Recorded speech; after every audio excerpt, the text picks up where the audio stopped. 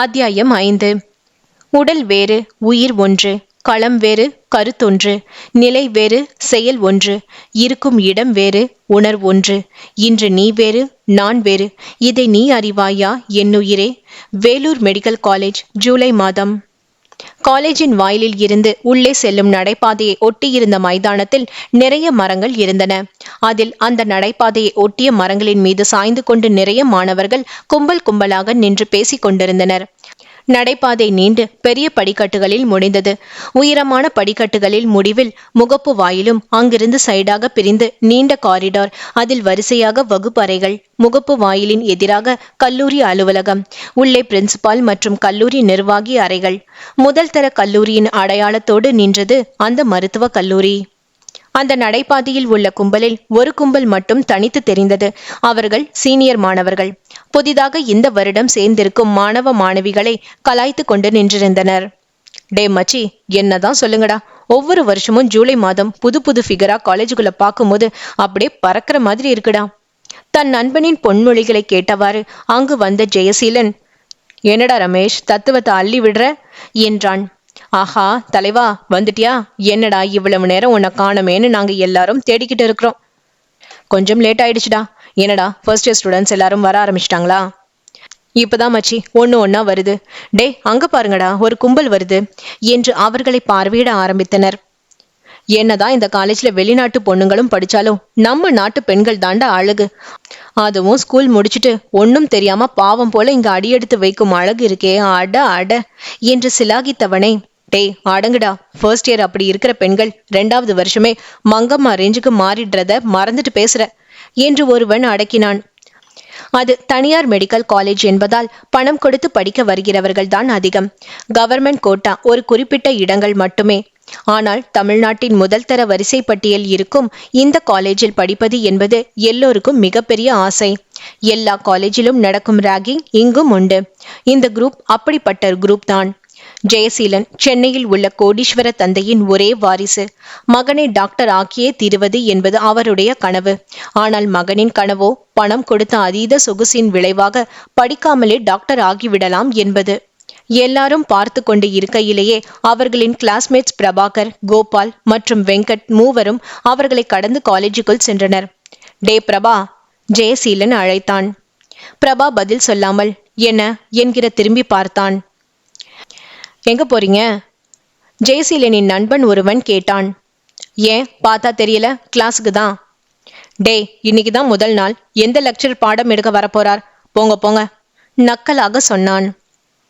டே பிரபா வாடா, அவனுங்களுக்கு வேற வேலை இல்ல, தானும் படிக்க மாட்டானுங்க, மற்றவங்களையும் படிக்க விட மாட்டானுங்க என்ற கோபால் நண்பனை இழுத்து கொண்டு நடந்தான். பிரபா, வெங்கட் மற்றும் கோபால் மூவரும் கவர்மெண்ட் கோட்டாவில் மெடிக்கல் படிக்க வந்தவர்கள். மூவருமே நடுத்தர குடும்பத்தை சேர்ந்தவர்கள். தெற்கே உள்ள கிராமத்தை சேர்ந்தவன் வெங்கட். அவனுடைய தந்தை கிராமத்தில் உள்ள கொஞ்ச நிலங்களை வைத்து ஜீவனம் நடத்தி கொண்டிருப்பவர். மூவருக்கும் இந்த படிப்பு தான் தங்கள் தலைமுறையை மாற்றி அமைக்கும் தலையெழுத்து என்பது தெரிந்ததால் காலேஜில் ரேங்க் லிஸ்டில் இருப்பவர்கள். ஜெயசீலன் சொன்னது போலவே அன்று எந்த கிளாஸும் நடக்காததால் மூவரும் கொஞ்ச நேரம் வகுப்பில் இருந்துவிட்டு பின்னர் ஹாஸ்டலுக்கு திரும்பினர். மறுநாள் மூவரும் ஹாஸ்டலில் இருந்து காலேஜுக்கு செல்லும் போது 1ஆம் ஆண்டு மாணவிகள் தங்கள் பெற்றோர் அல்லது கார்டியனுடன் காலேஜுக்குள் வந்தனர். இவர்கள் சென்று கொண்டிருக்கும் போது, எக்ஸ்கியூஸ் மீ என்று ஒரு குரல் கேட்டு வெங்கட் திரும்பினான். ஒரு பெண்ணுடன் அவளது சகோதரர் போல் தோற்றமளித்த ஒருவர் நின்று கொண்டிருந்தார். அந்த பெண் அந்த காலேஜை வியப்புடன் பார்த்து கொண்டிருந்தாள். அப்போது சுடிதார் தான் மாடர்ன் ட்ரெஸ். சுடிதார் அணிந்து இருந்தாலும் இன்னும் சிட்டி சைடு பெண்களின் நாகரிகம் அவளுக்கு படியவில்லை. ஃபர்ஸ்ட் இயர் கிளாஸுக்கு எப்படி போகணும்? அவள் கூட வந்தவர் விசாரித்தார். இதோ இந்த காரிடார்ல போய் லெஃப்ட் திரும்புங்க. அதுல நிறைய கிளாஸ் ரூம்ஸ் வரிசையா வரும். அதுல first year HOD room, lecturer rooms மேலே எழுதியிருக்கும். அதுக்கு அடுத்த ரூம். ரொம்ப தேங்க்ஸ். அவரும் அந்த பொண்ணும் அவன் கூறிய வழியாய் நடந்து போனார்கள். அவன் திரும்பி பார்த்தபோது அந்த பெண்ணின் நீண்ட பின்னல் இவன் கண்ணில் பட்டது. அடுத்து நண்பர்கள் அவர்கள் வகுப்பிற்கு சென்று விட்டனர். காலேஜ் ஒழுங்காக நடைபெற ஆரம்பித்தது. ஜெயசீலன் மற்றும் அவன் ஃப்ரெண்ட்ஸ் எல்லாரும் தினமும் யாரையாவது ராகிங் பண்ணுவதை வழக்கமாய் வைத்திருந்தனர். அதை எத்தனையோ முறை நிர்வாகம் கண்டித்தும் அதை பற்றி அவர்கள் கவலைப்படுவதாய் தெரியவில்லை. அவன் அப்பாவின் செல்வாக்கை நினைத்து நிர்வாகமும் ஒரு அளவுக்கு மேல் தடையிடவில்லை. ஈவினிங் காலேஜ் முடித்து ஃபர்ஸ்ட் இயர் பெண்களும் பசங்களும் ஹாஸ்டலுக்கு சென்று கொண்டிருந்தனர். கல்லூரியில் இருந்து விடுதிக்கு செல்லும் வழியில் ஜெயசீலன் குரூப் நின்று கொண்டு ஒவ்வொருவரையும் கிண்டல் கேலியும் செய்து கொண்டிருந்தனர். அப்போது 4 ஃபர்ஸ்ட் இயர் பெண்கள் அவர்களை கிராஸ் செய்தனர். அவர்களை கைத்தட்டி அழைத்தான் ஜெயசீலன். 4வரும் அவன் அருகில் வந்தனர். ஹலோ, நீங்க எல்லாரும் ஃபர்ஸ்ட் இயர் தானே? நாங்க இங்க சீனியர்ஸ் நின்றுட்டு இருக்கோம். எங்களுக்கு ஒரு விஷ் பண்ணிட்டு போகணும்னு தெரியாது? நீங்க சீனியர்ஸ் தான், ஆனா எந்த வருஷம் தெரியாதே. அது தெரிஞ்சா நாங்க விஷ் பண்ணாம போவோமா? பவ்யமாய் ஒருத்தி பதிலளித்தாள். ஹே, என்ன கிண்டலா? நண்பர்களில் ஒருவன் எகிர, ஐயோ இல்லனா, அவ உண்மையத்தான் சொன்னா. இப்ப செகண்ட் இயர் அப்படின்னா அவங்களுக்கும் மேல senior, third year, fourth year எல்லாரும் இருக்கீங்க. அப்போ அவங்களுக்கு மரியாதை கொடுத்தா உங்களுக்கு கோபம் வரும். அதான் அப்படி சொன்னா.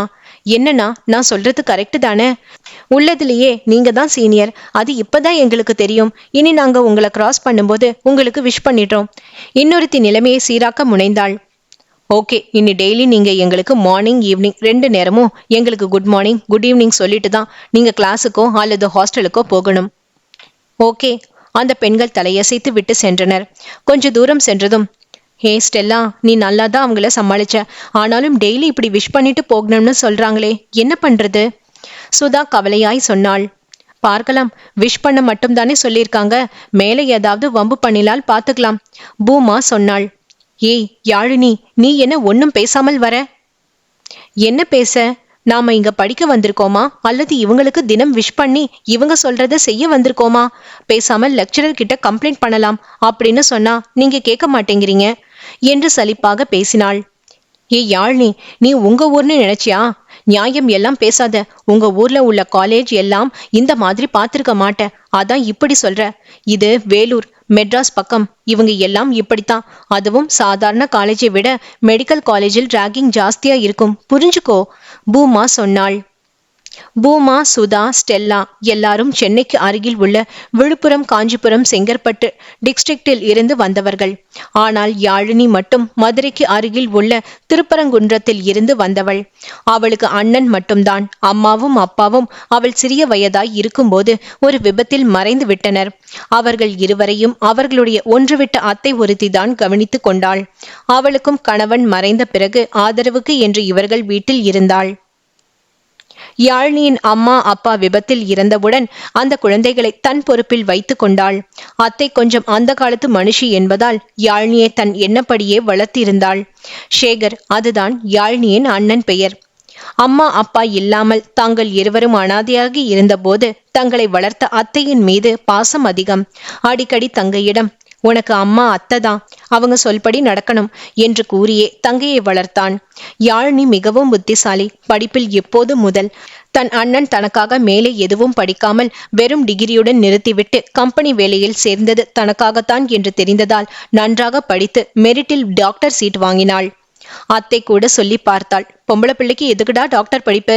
அப்புறம் அவளுக்கு மேல படிச்ச மாப்பிள்ளையா பார்க்கணும், அதுக்கு சீர் செய்யணும். இதெல்லாம் உனக்கு எதுக்கு? பேசாம டிகிரி படிக்கவை, ஒரு மாப்பிள்ளை பார்த்து கல்யாணம் பண்ணி கொடுத்துடலாம் என்று. இருக்கட்டும் அத்த, நம்ம யாழினி டாக்டர் என்றா நமக்கு பெருமை தானே. மெரிட்ல தானே படிக்க போறா, நமக்கு ரொம்ப செலவு கிடையாது.